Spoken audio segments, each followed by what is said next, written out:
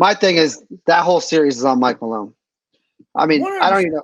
I don't know how they got past the other rounds because they played the exact same style that they. I mean, they played the trash Lakers, so that's why. But That's there was funny. no schemes. There was no changing anything from game to game.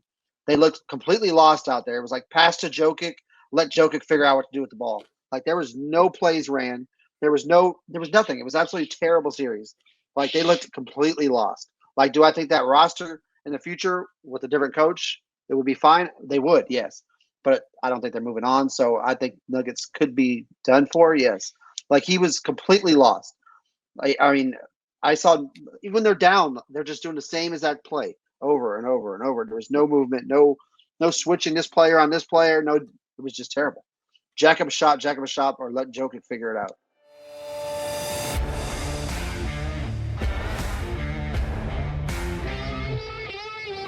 All about the balls podcast with Mark Davis, Jake Winnikine, and Alan Tomasella. Hello and welcome to another episode of All About the Balls podcast. This time it's the conference finals preview episode of this wonderful show. I'm Mark Davis. This is my sack house. That's Jake Winnikine, your top right. That's Alan Tomasella in the bottom right there. And like I said, we're here to preview the conference finals. Yes, I know when you hear this that both games have already started and been played, but hey, it is what it is. Things came up. But before we jump into any basketball stuff, Jake, how excited are you to finally be here? The final four teams left in the NBA. Yeah, I love playoff basketball. I mean, it would be a whole lot better if I had a team in it, but here we are. I don't care who wins it, but I love playoff basketball. So I love to talk about playoff basketball. So, Alan, how are you feeling, man? We're down to the final four. I know we're a little bummed out about the Eastern Conference, but it turned out to be a good game one. We'll talk about that in a little bit. But how excited are you overall, though, with the four teams? Yeah, man. It's looking like it's gonna be a really good series on both sides. I don't know if the Celtics series is gonna go very long, but I think those are gonna be contested games. So I think we're gonna get really good games out of it. I'm really looking forward to the series that's on right now, the game that's on right now, the Timberwolves and the Mavericks right now. I mean, I think these are the two best teams right now. Going into the playoffs, the Mavericks were on a crazy run, and then during the playoffs, the Timberwolves have just shown the ability to come out and just be lights out. They've played amazing, and I think that this is a really good series that we're going to be seeing here. So excited to see Uncle Drew get out there. I mean, that man's out there balling right now, and I have heard some things out there that the script is out that Kyrie plays against the Celtics in the finals. But who knows? We'll see what happens. I do think it's going to be great, and I'm just excited for good basketball. And it'd be good for Kyrie to come out. I know he had some moments last round, but it wasn't typical Kyrie Irving. Like, it wasn't great numbers to his standards. So it's going to be good. Anthony Edwards called him out, pretty much said, hey, I got Kyrie, so he called out. Honestly, a really great player, in my opinion. I mean, it's good to see Kyrie doing Kyrie things again. But yeah, I'm excited. Patriots Celtics last night was an exciting game. Yeah, we'll talk about what happened there in just a few seconds. But yeah, this Western Conference Finals, this is where it's at. Mavericks, Timberwolves, and Boston might get fortunate enough. Maybe these teams beat each other up. Boston take advantage of that next round if they get past Indiana, of course. But he said go. It's a close game right now. I mean, I missed part of it. Hopefully, the rest of the game is going to be good. But yeah, let's jump into it, boys. Pacers versus Celtics.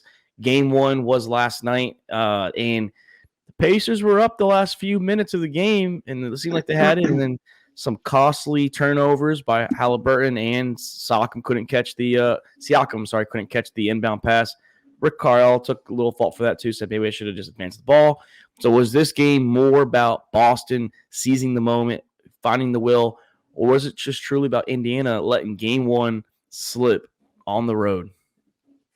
Man, this was all about the Pacers losing this game. That's really what it was. It was. You watch the game through and through. They had spurts where they just got out ahead of them. Every time that Boston came with a run, Pacers matched them, and it was just a really good game. But when you got down to crunch time, there was just different situations. Even LeBron shouted out. He was like, "You see why now I would foul. Anytime you're up by 3, I would foul. And in that situation, foul them while they're in the paint, right? Foul them while they're inside of the key. Don't let them shoot that shot. Don't even let them get into the shooting motion in the 3-point line. Foul them while you can. I would have tackled the shooter right there. Well, they didn't have It's just they didn't have a true shot. I think what it was is that because I was listening to, I think it was JJ said it last night. He said that a lot of times you wait for them to go on that downward dribble, but they never dribbled the ball, and the screen kind of threw them off too, and that's what got Jaylen Brown. Yeah, but even before that, like while they're advancing the ball, while they're passing it in, like just try to get a foul, like do a take foul, do what you have to do. If they're in the bonus, then they're taking 2 shots, and so if they take. But you can't foul them before the inbound pass because they'll keep no. I'm saying after the inbound pass, foul them before they even get into a shooting motion and put them on the line. Make them shoot 2 free throws, and then that way you're still in control of the game. The moment that you let them even get to the 3-point line to make the jump shot, what you're doing is allowing them to either get fouled on the 3-point shot and take the 3 and possibly a 4-point play, or you're allowing them to hit the 3 and like Siakam, instead of actually contesting it because he was afraid of the 4-point play, he didn't do anything. He didn't contest or anything. He just got inside of his face and put his wrist halfway up his asshole. So, he had both hands down.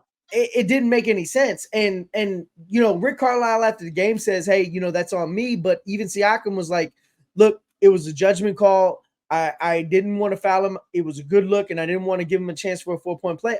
I get that, but you got to foul before that. On the inbounds pass, you've got to foul him, put him up on the line, then and turn it into a free throw game because you're putting pressure on the rest of your team now by they make that shot. Now you've got the pressure on you. You've got to go and make the shot. They're at home. You can't let it go to overtime. You let a home team fight back and push it to overtime, you're going to lose that game 9 times out of 10.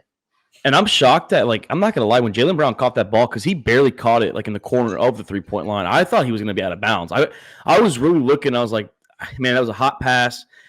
Siakam was chasing him down there, and like I said, that screen kind of threw him off, and then Jaylen Brown was able to move over with his 2 steps and then just launch it up. And honestly, I'm a little shocked. It was almost a 4-point play because it was. I didn't think that he had landing room at all. I think what it was is that when Jaylen Brown jumped up for a shot, his feet kind of swayed a little bit, but he had no choice but to sway because he had no room to even just try and have a natural kick. And they're lucky that it wasn't a 4-point play because if I was the way the refs were blowing the whistle for Boston last night, I'm surprised it wasn't a 4-point play. I mean, it was a 21-2 free throw disparity. I do think that the Pacers need to be more aggressive, but when you look at their shot selections, they're shooting from they're shooting inside of the paint too. So that's a little bit of a tough call. We talk about the Lakers, and I don't really want to talk about them because they're losers and they're out of this whole thing. But this whole year, the Lakers had a free throw disparity all year long. But one of the things, we were one of the leading teams in the paint, is scoring in the paint. So like, that was one of the things that we excelled at. And yes, we got foul calls because we were driving to the lane and we were attacking in the paint. And last night, I just didn't see enough of the Pacers trying to attack in the paint, where they were going for drives. A lot of times they were stepping back and shooting those threes. Yes, they were shooting lights out, and that's what really brought them to the lead. But they've got to be more aggressive at driving to the paint. Yeah, but I mean, they haven't all season. Like, that's just not their game. So I mean, I don't know if they're going to do that. But I mean, they're not going to change up now. But that game was 100% just Pacers blowing it because I was not impressed by Boston. I haven't been impressed by Boston at all this playoff series, like this whole entire playoffs. But I mean, there was just so many boneheaded plays towards the end. Then there was the not fouling. Like, I don't know. They deserve to lose that game. It should have been a 4-point play, so they just didn't even go to overtime. Should have just ended it right there. And then Halliburton's like, so I think it was Derek White had him on the inbounds with this little, I think 8 seconds left, whatever it was, 4.5, and it was a dumb. I don't know why he just didn't go attack. Like you said, why didn't he just go attack the rim on Derek White? I get Derek White's a pretty good defender, but you're Halliburton, dude. Like, fucking go drive. Like, at least get a foul. And then he went all the way around, and then Tatum played great defense on that. Like, he didn't foul. He didn't fucking force anything. And he forced Halliburton into a crazy shot. And Tatum, and we were talking last night, and I was talking to other groups too. Tatum looked bad at the end of the fourth quarter. He was jacking up was- wide open shots and missing it, dumb rebounds and fadeaways at the free throw line. And then the overtime, they gave him life, and he came in clutch in overtime. And they shouldn't have been in overtime for Tatum to undo his wrongs, essentially. That's what happened. Yeah, Tatum was trying to give away that game. That's really what was happening at that point. He was just, that's every year in the playoffs. Tatum tries to give away the game when it matters. But then they gave him overtime. He said, "Well, shit, I can't. Yeah. You're giving me extra life now." And like you said, you can't give the number one seed overtime at their building after being down. I mean, again, it was back and forth a lot of the game. It wasn't like Boston was down like a lot of the game. It was back and forth. But at that point, 4 minutes left, Indiana had that game, and yeah, but let's not act like Indiana's good. Indiana's not good. Yeah, they're not. They wouldn't have beat the Knicks if the Knicks didn't have every single person on the roster hurt. Like exactly. Yeah, they wouldn't even be here. Yeah, and I really do think that the Pacers are actually the deeper team, but I just don't think that on they have paper, enough. absolutely. Yeah. Mm-hmm. But I think that this series is. I think this series might go.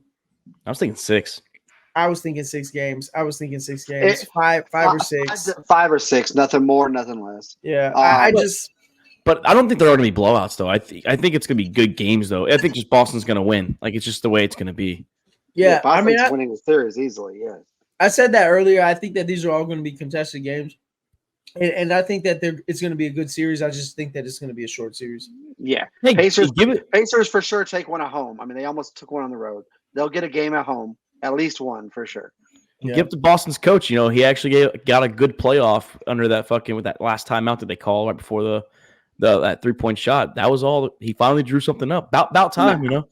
About time. Pacers blew that game. It had nothing to do with Boston. It had nothing to do with the coach. Actually, he's trying to give Joe some love, man. No, he's a bum. Had the easiest fucking ride to the playoffs. Oh my gosh! Yeah, it's just ridiculous, man. Like, I think they beat Miami with Jimmy, but at least Jimmy's playing, so at least you can say, all right, you beat Miami full.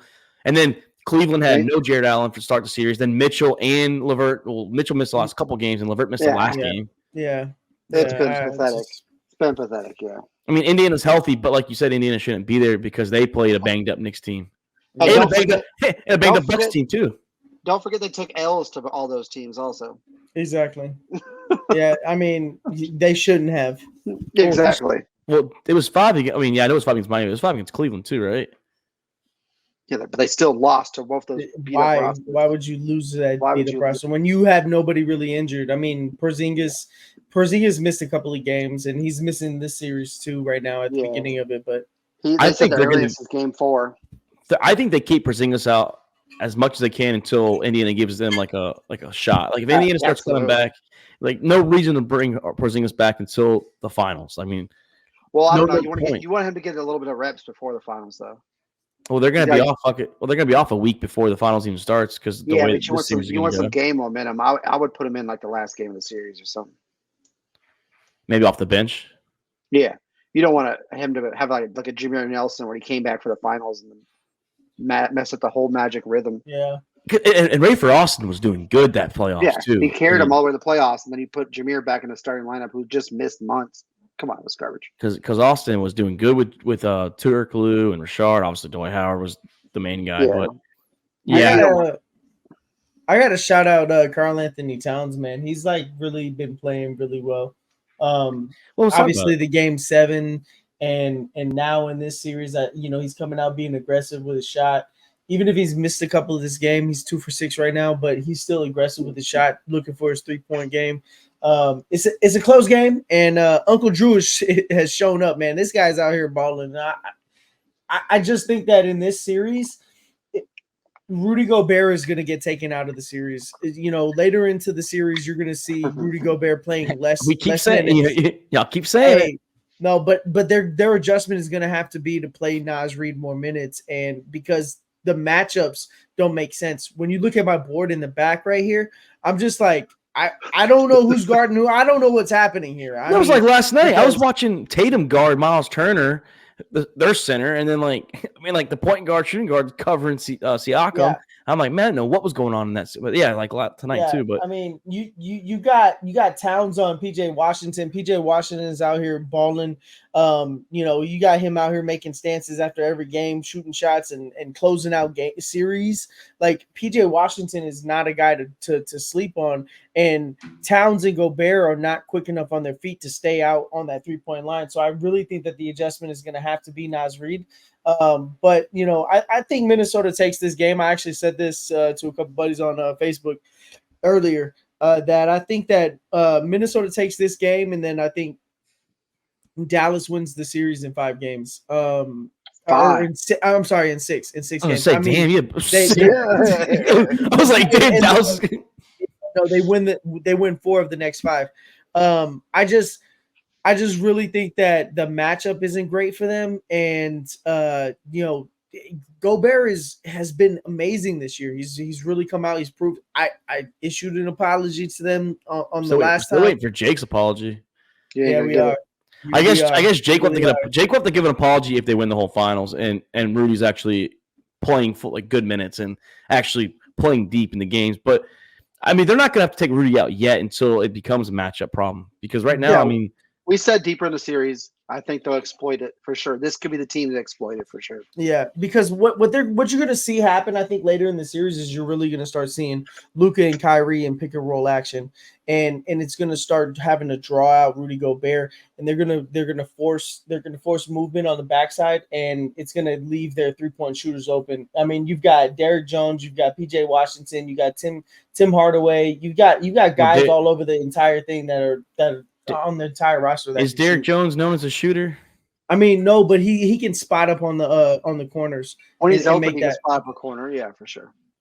Because Miami, he definitely was not a shooter. But even if he doesn't shoot, you're still having to rotate to him. And once you start rotating, then he can blow by you and get that dunk. Well, I mean the only thing with Minnesota though is they are the number 1 defense for a reason. I mean, how often does the number 1 scorer come in here, which is Luka, not healthy Luka, by the way. I get it. They have Kyrie, like we keep talking about.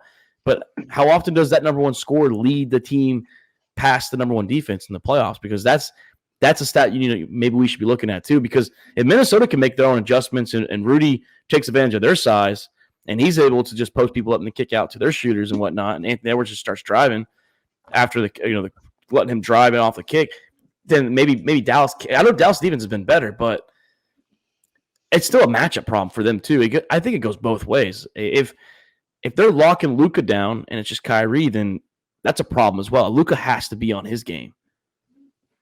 Can't just be Kyrie. Yeah, the Mavs have been one of the better defensive teams in the league since the trade deadline.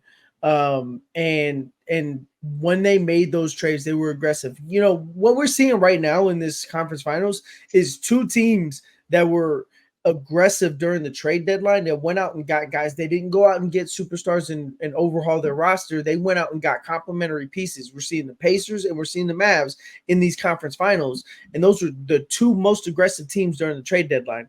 And I think one of the things that the Mavs did is they went out and got guys that add to their defensive ability. PJ Washington is not a slouch. Obviously, for the Pacers, they went out and got Siakam. They've got length. They've got deep and they got length. And obviously, I think that the Timberwolves already had that. And that was one of the reasons why they had the best defense, is because they're some of the longest team. As far as wingspan and all of that, they've got some of the longest players in the league. I do think that they're a little bit slow when they start Karl-Anthony Towns and Rudy Gobert. Their foot speed is not as fast, and that's going to run into this problem. And that's why I said you got to bring in Naz Reid later in the series as playing more minutes. I think you got to equalize those minutes more. Maybe get 30 minutes from Naz Reid and more around 28 minutes from Rudy Gobert, because the foot speed is what's going to cause the problem when you're getting out in these when you're forcing the ball movement and you're forcing guys to move off of these off action screens. And right now, it looks like, I'm not gonna lie, Dallas looks a little gassed right now. I know Jake's back was turned to it, but if you missed that free throw, I know, Alan, you were talking, literally Naz Reid missed a free throw, and Dallas didn't even fucking move for the ball. They just sat there. And Yeah, like, but it's Minnesota just like, also looks gas too. I mean, I just watched Anthony Edwards throw his head back, and he's just kind of he's just a little bit gassed right now. I mean, you went through a 7-game series with the best team, oh yeah, best team, Mhm. defending against champions. the defending champs. So, I mean, I do think that they feel a little bit gassed too. So Hey, he just hit a deep three. I mean, almost logo three. I mean, yeah, as we're saying how tired he looks, he hit it from the corner next to that fucking like check in where they check Yeah. in waiting. But Kyrie with his God, this is gonna be a fun series, man. This might be yeah. even if it goes 6 games or 5, like you thought, maybe. But this could be one of like No, those no, I'm competitive sorry. No, games. no, Yeah, no. I I know, didn't say I 5. know. I did not say a 5-game series. Yeah, but it's gonna be I do competitive, think though. that it's going to go 6 or 7. If it does go 7, I do think that the Mavs win in Game 7. Because I think that the experience of Luka and Kyrie is really what's going to show up. I do think that some of these guys are going to get a little bit tight on the Wolves. They're going to get a little tight in that Game 7 if it happens. I'm just excited to see it. And this series, this playoffs could. I mean, Luka's set to get his super max. He's set to become the highest contract of all time. And then this right here, if Anthony Edwards can pull it off, this could solidify him as maybe the future of the NBA. Get his future money, carry this team. Like Kat said, it's been what 20 years since they've been here, and Anthony Edwards said, "Fuck those 20 years." Like we're talking right now, we're talking the future, and this right here could maybe bring bigger names. Maybe not have to destroy everything for a big name, but this could draw key role players to keep this team intact for the future. And it's nuts, man. Uncle Drew is going crazy, man. Just went up and got a and one off the glass.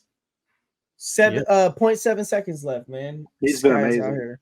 He's been crazy. I love the aggressiveness. Well, they woke him up by saying, we're coming for him and whatnot. I mean, I get, you're gonna trash talk, and that's Anthony Edwards, and that's good. I mean, I don't have anything against it, but man, you're caught Kyrie Irving, and we've seen Kyrie Irving do some wonderful things in the fucking playoffs, and I think he smells blood in the water, and he wants to get to that finals without LeBron. He wants to show his abilities. Like, again, I don't feel like Kyrie believes that he has any pressure on him. I think that he internally just says, all right, I'm going to go out and I'm just going to ball. I'm just going to play basketball the best way that I know, and I'm going to do my best to try to make it there. I think right now what we're seeing is the Mavs team is gelling at a immaculate rate, almost very similar to the 2011 Mavs when they went on that crazy run. Yeah, I don't know if Kyrie in the back of his mind is still thinking about, like, I had to do without LeBron, because he buried that hatchet with LeBron. He said, I understand leading a team, it's not meant for everyone. He kind of they kind of buried that together, and they've been on good communication with each other still. Obviously, it's always been rumored that Kyrie might go to the Lakers one day, but don't think that's happening anymore. Chris Paul's going to be there instead, but no, he's not. No, he's not. Don't you wish that evil on me? Don't you wish that evil on me? Actually, I think this is a great moment to segue to where these teams that lost last week and in the last round go from here, because there is a lot of rumors out there that the Knicks would do anything to pair Devin Booker with Jalen Brunson. And I don't think that they move OG Anunoby. I think that they really like him. I think they want to keep him. But I think anybody else in that roster, and that includes Josh Hart, that includes obviously Julius Randle. I think Julius Randle is probably the most likely person that's going to get traded out of it. But I do think that you see a couple of guys get moved. Maybe Hartenstein gets moved. Maybe Mitchell Robinson gets moved along in that package, and it's a 3-player trade with some picks to get Devin Booker. I think, honestly, for the Suns, that is the best move for them, because Devin Booker and Bradley Beal are the same player. Yes, Bradley Beal is maybe a lesser version than him now, but I think you've got to get depth and you've got to get draft picks back. And in order to do that, I think you go out and you trade Devin Booker to get more depth on your team. Knicks are a great opportunity for that. And then you go out and you sign Chris Paul on the Suns. You go out and sign Chris Paul to a minimum contract. At this point, what is Chris Paul playing for?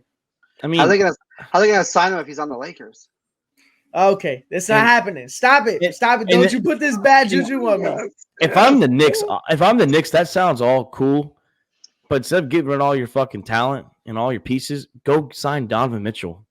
You don't have No. to trade. No, you have to trade for Cleveland- Donovan Mitchell. He's a though. free He's a agent. trade. No, No, there's he's free no, agent. he's Wow. not, and there, no, I- he's I not. thought he was a And free agent. No, and there's too much of a bidding Oh, war. see, I thought he was a Lakers free agent. are not going to get Donovan Mitchell No, Mitchell's because stuck. Cleveland get has already locked up. come out. Yeah, Cleveland's already came out and said that they will not He's trade got him one. to the Lakers. He's got 1 year remaining.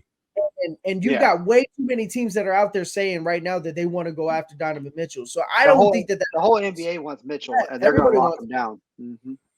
He's only due $35 million next year. Is what it just said. I mean, I that's thought a- he was a free that's agent, to great be honest. contract. Mm-mm. So damn, he's 2025 summer. Okay, yeah, I was mistaken on that. I legit thought he was a free agent. I was like, damn, man, if he's a free agent, why are we trading for Booker? Just go get the guy that's available. And for me, you know? for me, I think that Devin Booker is a better long-term option than Donovan Mitchell is. Not saying that Donovan Mitchell isn't a better scorer, whatever, but I think pairing Devin Booker with Jalen Brunson and moving forward with Anunoby, though, that is a great building block to surround pieces with. And I think that going out and trying to compete for Donovan Mitchell, you're just going to end up having to give up entirely too much for a guy who you don't know if you can re-sign him. That's the other problem. I don't think going for Chris Paul, though. I mean, yeah, I get what does he have to play for. I don't think that will mesh well with Brunson and Chris Paul. They're literally the. No, I didn't say anything about Chris Paul to the Knicks. I said Chris Paul. He said the Suns. You think he'd go back to the Suns? Yeah, on a vet reunion. minimum. Vet On a minimum. reunion, vet Didn't he want to minimum. get out of there? Like that wasn't. Didn't he want to leave Phoenix He the was first having time? problems with the coach.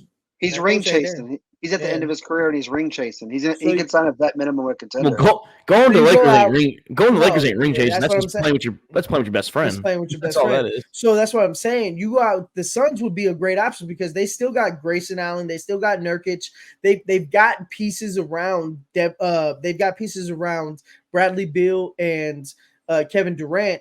You go out and you get Chris Paul on a minimum, you bring in Josh Hart, you bring in Julius Randle, you bring in Mitchell Robinson or maybe Hartenstein. Those are guys that can really solidify that bench and bring what the problem was for them in for the Phoenix Suns was that they just didn't have enough depth when it came to being able to play an 82 game season. And My thing is I'm torn. I had a big conversation with a buddy this morning about this. He's a big Knicks fan. Because he's saying keep Randall, who's a 25-point guy, and don't go get anybody else. Because because they were 15-2 when healthy with Randall and Brunson, and I mean they looked unstoppable. So like I'm torn. I'm not a big Randall guy. I think they need to he wants a 4-year max deal. It's time to move on. So that's my opinion. But what feedback I'm getting is like when fully healthy, how much better is Booker than a 25-10 Randall? What we do know is that Devin Booker can perform and will perform. Absolutely. He will outperform in the playoffs. He gets to another level in the playoffs. And Julius Randle is one of those guys that takes a step back. And so Absolutely. what you do is you go out and you get a guy like Devin Booker who takes a step up. You already have Jalen Brunson who takes a step up. And you've got Anunoby who is taking a step up during the playoffs. Like you're surrounding your team around an atmosphere of, yes, we play good during the regular season and we're going to be good, but during the playoffs, we're even going to get better. And Julius Randle is almost on the opposite spectrum there. What is Julius Randle going to do on the Knicks during the playoffs? Because he is a ball stopper. He is a guy who changes the ball movement that is happening. Mm-hmm. You keep DiVincenzo, you keep guys that are passing the ball around, and I do think that that's the best move for them. Go out and go out, be aggressive, and get Devin Booker from the Suns. Do I think that the Suns will actually trade Devin Booker? That's a really hard call because I don't know if the owner there will actually trade away the fan favorite Devin Booker. You're building this team around him. I don't think he wants to. I agree, but that roster with those three players, they can't sign anything else. Someone has got to go. You can't trade Bradley Beal, and No. yes, They're you not can trade. You're not You could- trading Durant. You could trade Kevin Durant, but what is your return on him? Because I think that That's right. Kevin Durant's return has now dwindled. Because how many teams have went out and made those big splash trades for Kevin Durant, and look at where it's left them. Look at the Nets. Look at the Suns. I don't think that it's the move anymore. To get the Durant highest with- return, it's Booker. It has. To Well, be. yeah, because I mean it's a longer term too. If you get Durant, you're hoping for like a 2-year, maybe 3-year window. I mean, obviously Durant's still playing at a high elite level, but his age is getting up there. I mean, he's going to play as long as LeBron James. We don't know that, but you pair Durant with Brunson, that's still a pretty deadly combo. But what else? I mean, what did they give up to get Durant too? I mean, it's Kevin Durant. I mean, Yeah, I again, wouldn't want to give up don't- everything for Durant. Not at this stage. I don't. Man, no, Durant, if- Durant on the Knicks would be nasty too, though. He would be, but I really do think that the Knicks are set up to be able to compete for multiple years. You've got a rising star in Jalen Brunson. You've got Anunoby, who is just a great glue guy. And if you go out and you get like Kevin Durant, who's on the end, then it puts, honestly, to me, it puts more pressure on you to do it absolutely right now this year. It has to happen this year. And Devin Booker is absent from that because he's still young and he still has things to grow on and he can still become a better player. And you're now banking on more years of being competitive. The Knicks have trade pieces. They have Bogdanovich too. Like they Exactly. have players. They have players they can move. I mean, Bogdanovich, missed half the playoffs. He was hurt also. But I mean, They have picks too, right? Yeah. Oh, definitely. They yeah. got picks too. Oh, yeah. 100%. So that's what I'm saying. Like they got they pieces. they can make the best trade offer for Devin Booker. Literally, three draft picks, 3 players, and you get Devin Booker. Well, they could honestly make a package for any star Really any player right player, now. Yeah, I mean, they have pieces. They got picks. Players are going to want to go there now because New York is back. For say like, Hey, I mean, New York though, and the city itself, it's thriving right now in professional sports. absolutely. I mean, Outside football, if Knicks were healthy, NFL, NBA, and NHL are fucking thriving. if Knicks were healthy, we would have been watching the Knicks last night. How's their football teams doing though? I don't. What's what I say? Outside the football teams, outside the football teams, the NHL, MLB. I'm sorry, I might have said NFL twice. MLB, the NHL, and the how's their baseball teams doing? The Yankees are one of the best teams in baseball at the moment. Okay, what about the Mets? Yeah, they always are in the regular season. Okay, first off, in the regular season, what when you think baseball for New York, you think Yankees, not Mets. When you think hockey for NHL, you think Rangers, not Islanders. I don't I think don't- I don't think of either one. Well, you don't watch hockey, but in baseball though, you don't think Mets. The Mets will have like every 10-year span where they have maybe a better year than the Yankees, and then they go back to where they belong, in the fucking garbage. I mean, neither one's won in ages, so I'm not worried about either one. Yeah. We haven't. Yeah, you're not wrong. We haven't. We won since 09. The We're Mets not have been talking. since- We're not talking about Yankees regular season here. But They're- this year they're on a- though, They're on a high because of the Knicks. Yes, Knicks went far in the playoffs. well, yeah. But the city of New Absolutely. York itself, though, it's a good time. Like if you just, I mean, I've seen a lot of clips just like on TikTok and on like YouTube Shorts of these. It's like a New York page that some fucking person sent to me, and I think it was actually Jules from my chat. Shout out to him, but he's got like a New York page, and it's like after every Rangers and Yankees and Knicks game, dude, the fans are fucking nuts. It's a time to be in New York. And Jake, if we can go there that night on Friday night, if we can get to Doc's house, man, it will be. I'm telling you, it'll be fun, especially that'll be in August too, or August. A playoff push will be coming. I'm trying to do it. But no, yeah, it's New York's a time right now, and yeah, with the Knicks being back, it makes the NBA better. It's like the Lakers, Lakers, Knicks, Celtics. Those 3 teams, if they're good, the NBA's thriving. I mean, especially the Knicks. They haven't been good in a long time, and they can't get to the conference finals. It seems like in ages. We're talking about the New York teams. Talking about shitting on the Yankees. Should be shitting on the fucking Knicks. Mm-hmm. Yeah, but they just had a good playoff run, so that's what I'm saying. Shit, we had good playoff runs recently in baseball too. We had the LLCS like a couple times in the last fucking 5-6 years. Yeah, you guys are always picked to win and don't, so that's a failure. Knicks had no business being there. Yeah, no, I agree with that. I agree with that part. But And you know what the other thing about the Knicks is the Knicks are kind of the opposite of what a New York team normally is, which a New York team is always that flashy, like you've got your great players and you've got, your top heavy kind of deal. And then the Knicks are just that hardcore beat them up, just they're the go to work type of guys. And that's I think that's what's vibing. I think that's what's vibing. Star power in the 2010s early on. We forget, like they had some star power there. Who are the Knicks? Melo, Stoudemire, they had star power. Yeah, no. They had Melo was a has-been at that point, and Stoudemire was old. Melo's not a has-been. Melo's not a has-been until he left the Knicks. No, let's be real. New York teams are always bought. Exactly, and that's really what I'm saying is that New York teams are always bought. I mean, and this team is actually being built, and they're the go-to-work type of guys. I have a question, Jake. 3 of the Warriors' 4 Finals MVPs were bought in your little era. Okay. And their 3 best players were drafted. But your MVPs it really you can't say that. You really can't say that about Golden State because it was all drafted. That don't. And then they won another one. 3. No, but then they won another one with drafted players. Like you can't really use that argument. Out of the air, though, 3 out of the was it 4? 3 of the 4 were guys that did not draft.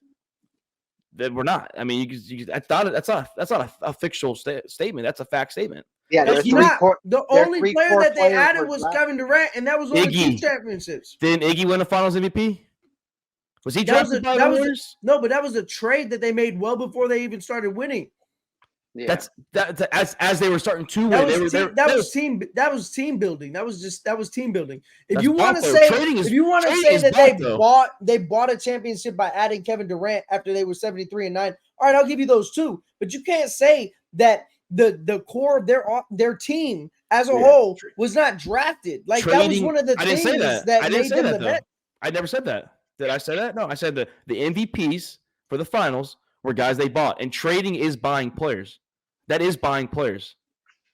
Yes, but their core was drafted. Iguodala shouldn't have won that MVP anyway. Honestly, LeBron should have won that MVP. I'm not even going to argue with you. And I know Jake is going to hate that, but LeBron should have won that MVP as a loser, honestly. Yeah, I mean, if you go by the standards what MVP is, they're not going to do it on a losing team anymore. But yeah, LeBron was the best player and the most impactful player because when Iggy came in the starting lineup, LeBron's stats went from 36 points a game to 30 points a game. Whoop the fucking do. 6 points. I mean, I get it. Like, that's 6 points, but come on. Like, LeBron became more of a passer, and he still scored 30 points. He became more of a passer. He still scored 30 points, man. Like, he still – you guys are just forgetting they still took that L, though. That's all that matters. I mean, no, he did. He did. Right, and that's what happened. No, I mean, he did, but there's a couple championships that I will give LeBron a pass on. That's one of them, and so is the first one with the Spurs. The rest of them, I mean, rest losses, he should win or he should be more impactful because the Spurs, he was a young kid. The one against the Warriors the first time, I mean, Kyrie got hurt game 1. Glove got hurt when Kelly Olynyk fucking ripped Kevin Love's shoulder out of his socket early on in the playoffs. So it's like you should have lost that series. I get there up 2-1. Dellavedova fucking somehow played good ball for a couple of games, and then the Warriors woke up. Yeah. Listen, we're getting a little bit off track here because I got a lot of shit to say about the fucking Nuggets. Well, let's talk about the Nuggets, man. You know, the defending champions, they went 7 games with the Minnesota Timberwolves like we spoke about earlier, Alan, and the question now is Joker flamed out? You know, a lot of people are saying he might not play that many more years. Jamal Murray, I've been hearing that. He might retire at a younger age than people think. He's already talked about the Olympics. He doesn't know if he's going to do the Olympics. You know, so is Joker flamed out? What's going on with the coach? He seems like a piece of shit right now, in my opinion. Mike Malone's kind of rubbed me the wrong. Yeah. All hyped up when you beat the Lakers, but then when you get your ass fucking spanked, you fucking don't. You can't say a word. Exactly. No, he does say a word, and he curses out fucking reporters for asking legitimate questions. You gave up the biggest Game 7 comeback of all time. And you want to curse out the fucking reporter for asking a legitimate question? You were up 20 in the Game 7, and you lost that game. How does that feel? The season's over. That's a stupid-ass question. No, fuck you, Mike Malone. That's your fucking problem. You know what? You know what Mike Malone is? fucking nepotism. That whole roster, that whole coach roster is full of fucking nepotism. Rick Adelman's son on there, fucking Mike Malone. They're just, all of them are fucking nepotism. And that's the reason why they lost the fucking series, because they don't actually have a fucking roster that can compete. And the coaches didn't do anything to actually make a difference. When you look at their defensive schemes, what are you fucking doing throughout this whole thing? I'm gonna keep on shouting out this TikTok guy, this bad coaching TikTok guy, because he keeps on actually bringing legitimate coaching basketball knowledge to the table. And he's actually saying, this is all things that should be happening. And where's the rotations? Where's the movement? Jokic is over here looking defeated. Jokic played 47 minutes. That to me was all based off of a horrible roster construction. Who's the backup center on the fucking Nuggets? You guys know the answer because I said it in the Discord. Who's the back? If we were live right now, I'd be asking the fucking the audience right now, who's the backup center on the Nuggets? And the answer is DeAndre Jordan. That's how bad your fucking roster is, because you can't even put that guy in for 1 fucking minute. If Jokic goes out, who you bringing in? You're bringing in a small guy. You run a small ball roster, and you can't compete that way. They literally have to go through and figure out a way. They should not have let Bruce Brown go. What did Bruce Brown do when he left? Nothing. But he was good on that team, and they shouldn't have let him walk. And they got 5 points from the bench in that game 7, and you got nothing from any of the other guys. Cool. You didn't get much from the starting lineup. I mean, shit, that 5 points. The 5 points was not even like the biggest thing to me. It was just the starting lineup in general was defeated. You got 35 from Murray and you got 34 from Jokic, and he still had 7 assists, I think it was, in that last game. But still, where were those assists going? Because Michael Porter Jr. shit the bed. And you look at Michael Porter Jr., that guy needs to be called out too. Because if he's not playing the Lakers, he's shooting dog ass. Right? If he's not playing the Lakers, he's shooting dog ass. You get him against the Lakers, he's going up against contested threes and knocking them down like he's fucking Reggie Miller, dude. Like it's insane.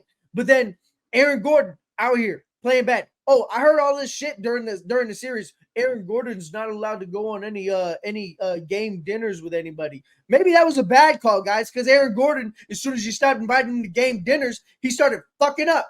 And then you got KCP out here shooting contested threes. You knew the game was cooked when KCP is taking contested threes. I will say this, though. Like, I think Mike Malone handled the question wrong. I think he was obviously an asshole.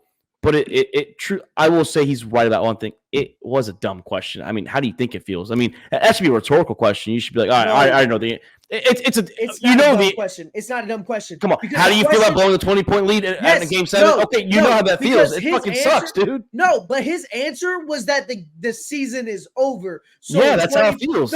So blowing a 20-point lead because the season is over, that overshadows the fact that you blew a 20-point lead. No. You fucking shit the bed. You had a 20-point lead in the game 7 at home, and you shit the bed. Answer that question. No. He didn't ask why did you shit the bed or how did you shit the bed. He said, how do you feel? How do you think it feels? We just lost our fucking chance to go to the finals. He said the season is over. He didn't explain. He didn't give anything for losing the 20. You had a 20. That was the question. The question was that's the biggest comeback of all time in a game 7. The question was not how did you lose game 7 by blowing that fucking lead. It was how do you feel? You feel like shit. Like that's how you feel. That's an answer. That's the way the answer should be. I feel like a fucking asshole of a coach because we blew it. That's why I was just saying he was an asshole by saying, "What do you think?" You know, he didn't take any accountability. He didn't take any accountability. I agree with that, but I'm saying it's still a dumb question because it's a rhetorical question. You should know how it feels. My thing is that whole series is on Mike Malone. I mean, I don't know how they got past the other rounds because they played the exact same style that they played the trash Lakers, so that's why. But there was no schemes. There was no changing anything from game to game. They looked completely lost out there. It was like pass to Jokic. Let Jokic figure out what to do with the ball. Like there was no plays ran. There was nothing. It was absolutely terrible series. Like they looked completely lost. Like, do I think that roster in the future with a different coach, it would be fine? They would, yes. But I don't think they're moving on. So I think Nuggets could be done for, yes. Like he was completely lost. I mean, I saw even when they're down, they're just doing the same as that play over and over and over. There was no movement, no No switching this player on this player. No, it was just terrible. Jack up a shot, or let Jokic figure it out. because It was they pathetic. thought that it worked last year in the final, so it's going to work every single round, No. every single series, No. and that's what it was. That's what, Yeah. and that's what fans like myself at the game, we bought into that same, or I bought into that same shit by picking them, because I was just like, oh yeah, they have Joker and Murray, fuck it, they're going to find a way to win, and that's what Mike Malone did. He just said, all right, we have Joker MVP, and we have Jamal Murray, who's usually good in the playoffs. So early in the series, it was all right. Jokic is going to go out and he's going to ball, but then we're gonna depend on Murray to just be that guy who's going to be a shot maker. And then when Murray doesn't be that shot maker, guess what? We're going to lose that game. But then in the game 7, Minnesota made a defensive adjustment, and they said, you know what? Let Jokic do his thing. Let Murray do his thing. I'm shutting down everybody else. I'm going to take away the ball from all of those other guys. I'm going to make 2 guys try to beat us. And what happens is exactly what happened. 2 guys are not enough to beat you in any series. And also, Murray balled out in the first half, but he got clamped down. Oh, yeah. He got clamped down in the second half. And so, we need to start having a really legitimate conversation about Jokic and Giannis, because they're very much the same fucking player when it comes to their accomplishments. Outside of Jokic getting this bullshit ass MVP that he got this year, but not Giannis, Jokic getting that bullshit ass MVP this year, right? Outside of that, they're very much the exact same fucking player with accomplishments the exact same and the things that they've done. And it's very clear that right now that the Nuggets, if they don't make a massive overhaul to their bench to be able to add stability and add depth, they're going to be in the same boat as the fucking as the Bucks with Giannis. They're going to have to make some moves to actually go out and get guys who can get their own shots. I didn't see any of that from their bench. I didn't see none of that from their bench. No, they had no bench. I mean, I know you spoke of it going into the playoffs. You said that their bench, when we both picked against them, we said that their bench was going to be an issue. And then I said, the Lakers bench too. I had to get that in there. But you did bring it up. You called it. You said that bench was not deep enough. It was going to hurt the Denver Nuggets. And you were spot on for sure. I think they were 26th or something like that, around that. I know they're obviously like in the high 20s. Yeah, I know. Alan brought it up when he picked against. Yeah, he did. He did. Mm-hmm. No, and we asked it too when it came to.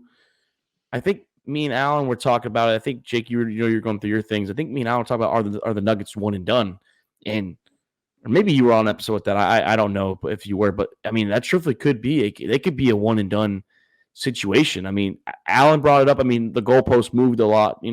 Jake, when you got off there out the live, it went from the 6 seed to the 4 seed to the 3 seed, now to the 2 seed, whatever. But they don't beat normally the top 3 seeds either side of each conference. So they beat up on bad teams, which is you should, but you should beat the good teams as well. Minnesota's a good team, and you went. I was just gonna say the roster they have now, yes, one and done.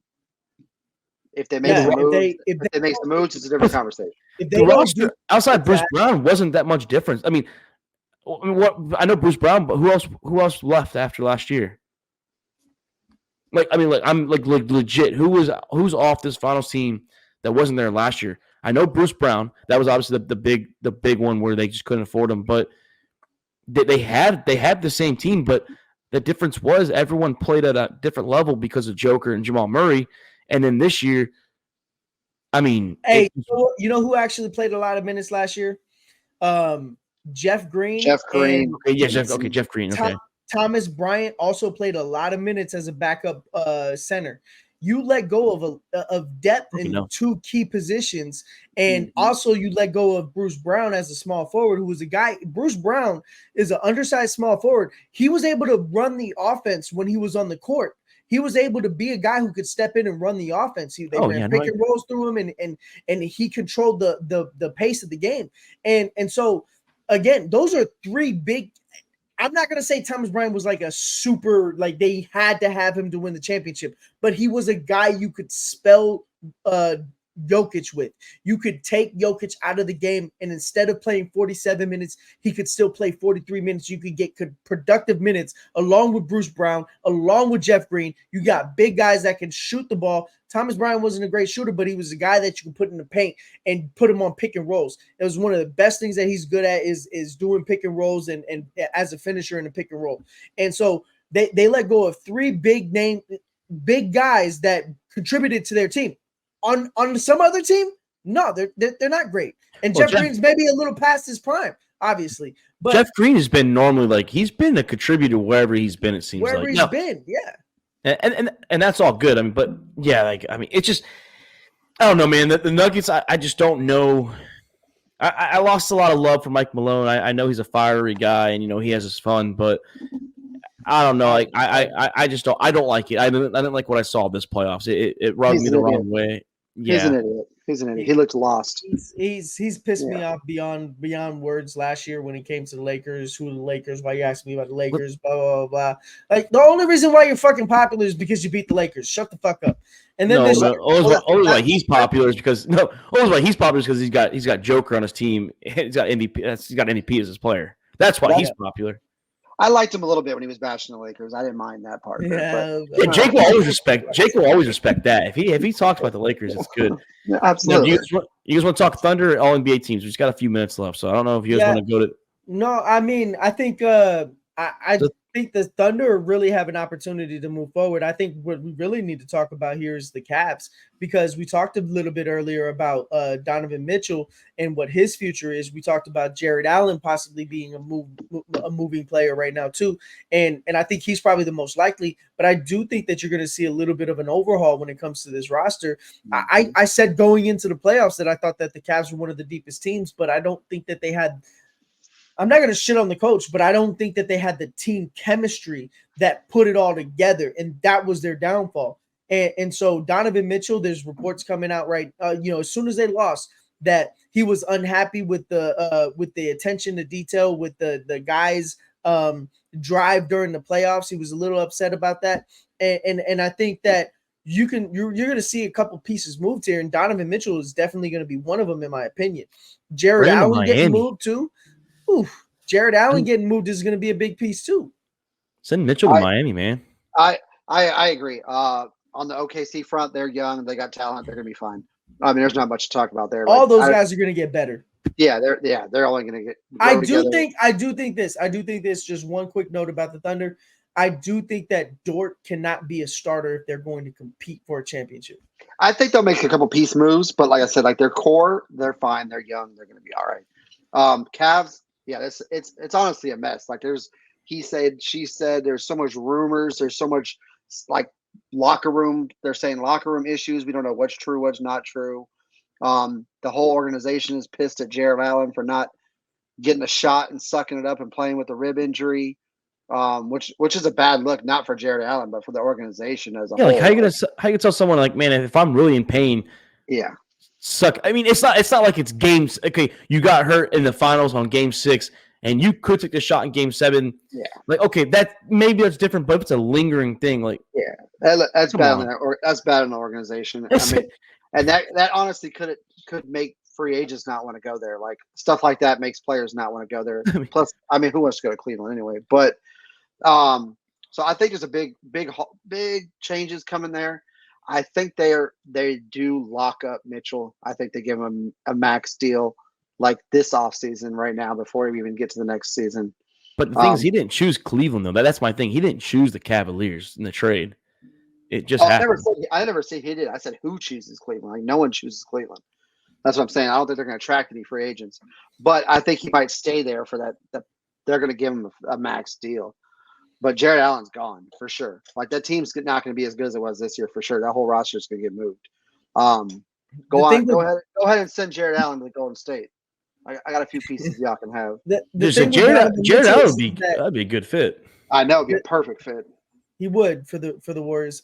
The thing with Donovan Mitchell is that I think that he's reached the age and point in his career where, yes, the money matters, but he can get a max deal anywhere. And the money that's flowing into the NBA now, it doesn't matter where he goes, he's still going to get a similar contract. Even if it's not max, he's going to get a similar. If it's not the max that the Cavs can offer, he's going to get a similar pay contract if he can get to a team that can compete.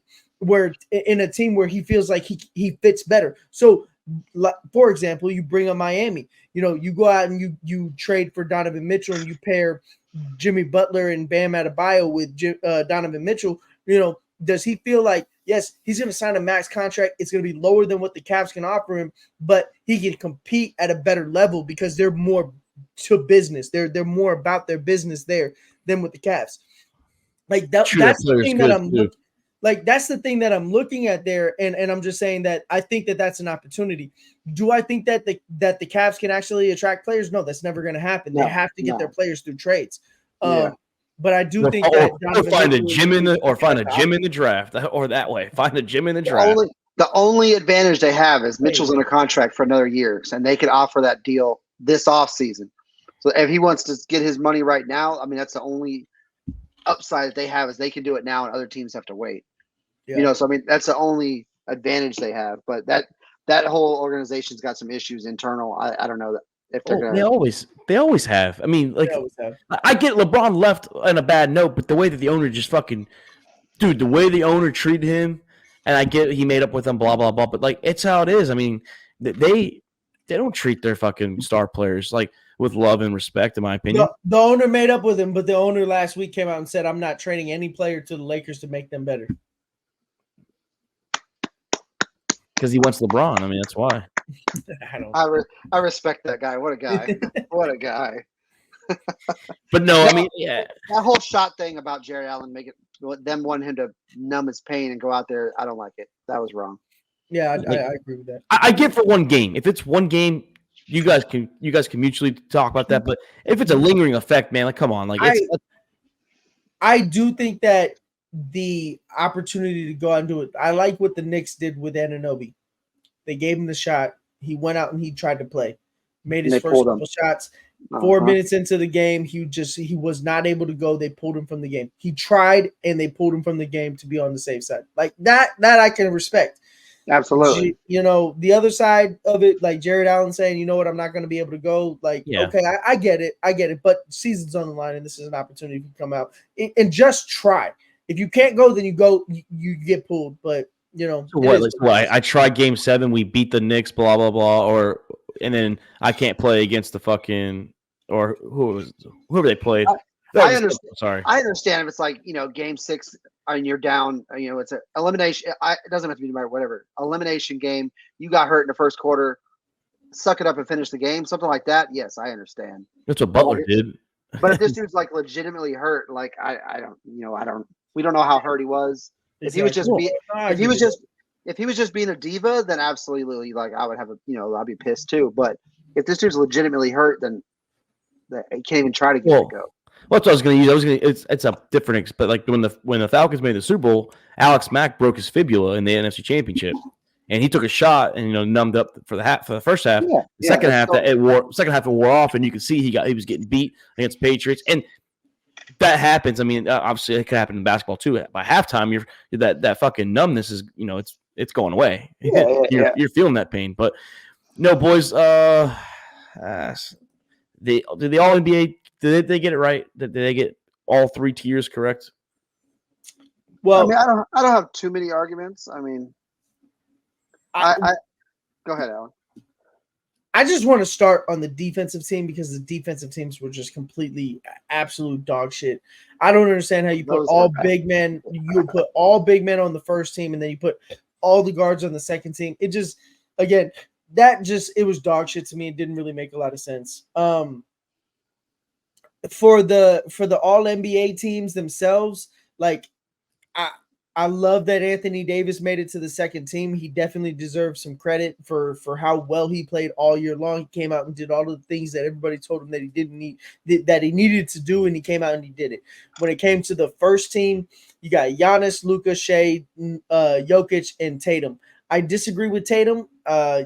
Just because they had the best record doesn't mean that he was the best player on the team. Tatum, again, he's very sporadic in how he plays, and I just don't think that a guy like Anthony Edwards doesn't deserve that spot. I don't think that Jalen Brunson could have deserved that spot over Jason Tatum. Like put 3 guards on the all NBA team because you're putting all big men on the first defensive team. Like I didn't like Jason Tatum on the first team. Second team he could have been on. I mean, we're not gonna. I think that you move Kawhi down and you put Tatum in that second team. All right, I'll give you that because I don't know that Kawhi was good enough in his time. Yes, he played well and yes, he played more games, but we're going to give a guy an award because he actually played 68 games. I don't think that that's deserving of it either. And then when you get to the third team, you got Steph. Obviously, Steph balled out this year. He played really well, but he did have he did kind of have a slump during the middle of the season. Tyrese Halliburton, again, amazing start to the season, but he really, really fell off after the in-season tournament. LeBron James, he's a mainstay. He's going to stay on that. In 21 years, he's got 25, 7, and 8. I mean, the guy's freaking phenomenal. But I do think Domantas Sabonis should have gotten a little bit more love there. I agree. And there's a couple other guys out there that I think probably deserved a chance to be on these rosters over some of the guys that were on this these third teams. Yeah, I 100% hate Boston and everything about it, but I think I would have put Jaylen Brown over probably Halliburton or someone right there. I'll give you that. Yeah, I think I would have right there. And obviously, I'm good with who made it, but yeah, movement. I think Kawhi could be brought down, stuff like that for sure. But the only one that I feel like was kind of robbed would be Jaylen Brown. He did have a really good year. Yeah. And Steph and LeBron. I mean, LeBron was going to be there. Steph, clutch player of the year, man. Come on. Yeah, I mean he had a down year for I guess in Steph terms because I mean there was a middle stretch where he was just awful. And then Clay was right there with him, but I'm good with that. But yeah, I think I would trade Brown for Halliburton. I think that's the only kind of because Halliburton had a long stretch where he was hurt. I mean, there was stuff where would you have put in Wemby on one of these first teams, third team, maybe put Wemby? I mean, he started out really slow. He did. But he finished really strong. I think next year it's a given for sure. But he started out really slow where everyone was questioning like, is this dude legit or so? But I mean, plus he would have. I mean, he's right there with a few of these guys, but I wouldn't put him in over Sabonis. I mean, you're talking about a guy who finished in the top of the defensive player of the year in his rookie year. You're talking about a guy who made defensive first team, and rookie of the year. He doesn't even get into the third team All NBA. I mean, over Sabonis though. Was Sabonis? No, I think Sabonis should have been higher. I think Sabonis should have been on second team, and I think that you probably drop out. And Kawhi. Yeah, and I think that you drop out Halliburton and put in Wemby. That's my opinion. Well, Halliburton was in Cancun mode because they played their championship against the Lakers. That was the championship, the preseason championship essentially. That's what they were playing for, and they went into vacation mode. So Halliburton got hurt, and after he came back from injury, he wasn't the same. He just wasn't the same, yeah. His fucking 3-point shot throws me off. It's like he doesn't even jump. Yeah. It looks like he just throws it up. I know it goes in. He actually doesn't. So when you watch him play, he jumps on his mid-range shots, but on his 3-point shot, he doesn't jump. It's just a set shot. It's a free throw, like essentially. Wemby only had 11 votes. See, and I kind of have a problem with that because I do think that Kawhi could have been dropped off, and I think that Halliburton for sure should have been dropped off of the third team, and you could have put Wemby in. So here's the third team. Here's the close but didn't make it. Jaylen Brown had 50 third place votes. So he was close. Paul George had 16. Maxey had 16 votes. Gobert had 12. Wemby had 11. Zion had 11. What did Kawhi do this year? Paolo Banchero had 10 votes. That's another guy right there that I really think that is not getting enough credit. It's because he's in Orlando. He don't get no credit. He doesn't, and I think his time is coming. I shared a screenshot from I think it was Facebook in the Discord. where Caitlin Clark already has more primetime games than Paolo. And I think that's gonna change, obviously, because Paolo is, if you've watched him during the playoffs, man, Paolo is a freaking baller, man. He's really good. But he is ESPN, so good. but we know why ESPN is doing that. ESPN saw what it was in college, and they're trying to make the money. Paulo didn't have. I get it. Duke's a no name, but he wasn't drawing views like it. I mean, it's just the way it is. He wasn't drawing views in college like Caitlin Clark was, and Caitlin Clark for the last couple of years, she was making ESPN money, and they're trying to carry that over, and in the WNBA, it's called business. I mean, I'm not gonna. In my opinion, the Magic are just like the Knicks. They're one star away. You got to add a star with Banchero, add a star with Brunson. Hey, you got a serious squad. The Magic are really high on D'Angelo Russell, man. Bring in D'Lo, get that man in there. Well, with that, you know, it's funny. They're high on Klay Thompson too. They want two guys who can't shoot. Well, with that, since we're ending with trash, let's move it on. And boys, Memorial Day weekend's coming up. I hope you guys have a safe Memorial Day weekend. Have fun. 4 days. Well, for the federal workers, if you're not mission essential, you're federal. You get that 4 days. So can't wait. I'll be in Maryland this week, boys. Nice, man. So not sure what you guys are going on, but yeah, just stay safe out there, man. We're long live Inside the NBA. The one good show. Oh yeah, I know. Long live. 1 year, dude. 1 year left. Thanks, man. It sucks. Like it really does. It's shout out to Ernie Johnson, man. The greatest, the greatest host of all time, dude. The greatest sports host. Is he gonna retire? He is. He's gonna retire. So he's retiring. He stopped doing baseball then, right? Because I know he was doing baseball for a little while, or a little while ago. He was doing everything. Golf. He was doing everything. Well, he's doing anything TNT, TBS related, Warner Brothers. But he's retiring. I mean, everyone knew it. Charles Barkley, everyone knew it.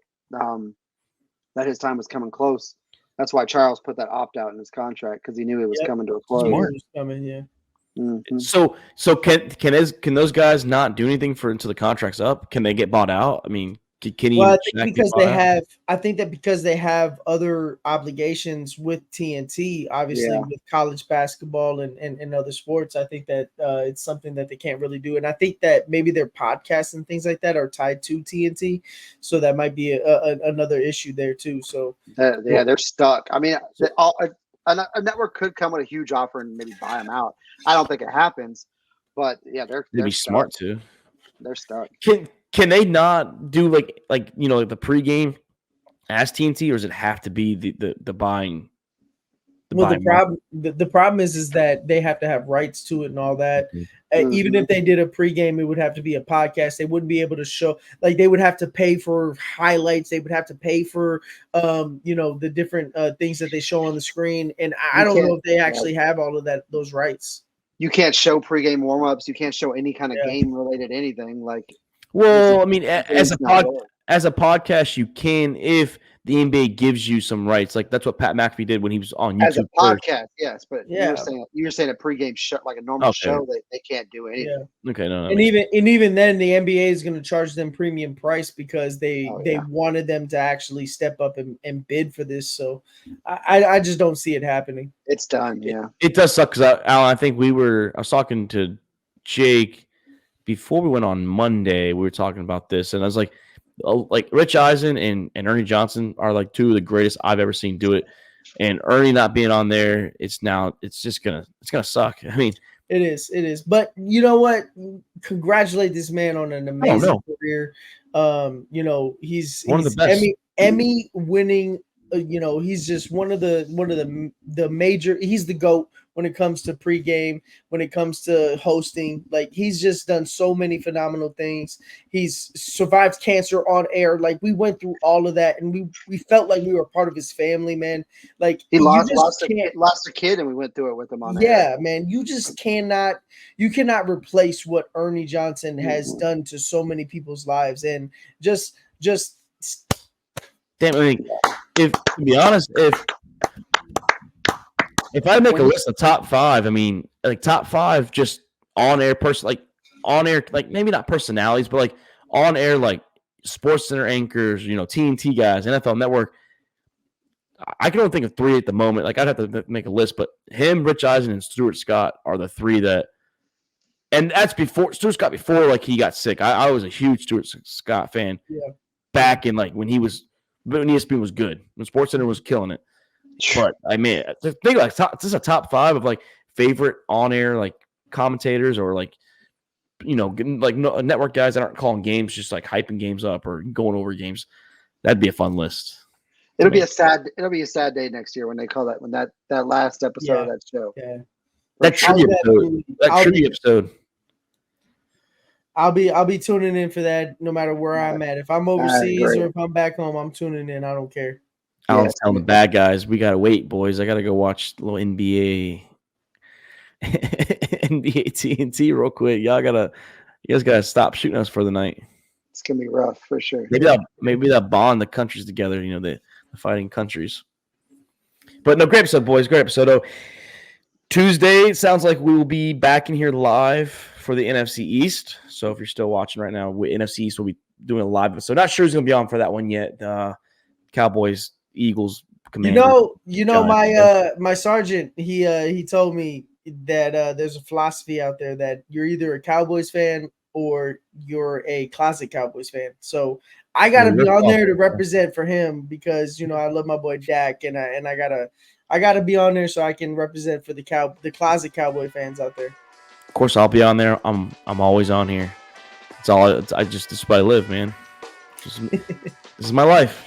But no, great episode, boys. Can't wait to. Like I said, have a great weekend. We'll be talking, obviously, in Discord chat. That's Jake Winnicott. That's Alan Thomas. I'm Mark Davis. Shout out to the other 3 members of the show.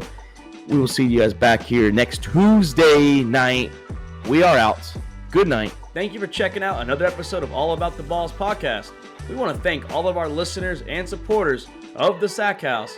You can listen to the show on Spotify, Apple Podcasts, and YouTube. And don't forget to subscribe and give us a follow on Twitter and Instagram at the Sack House.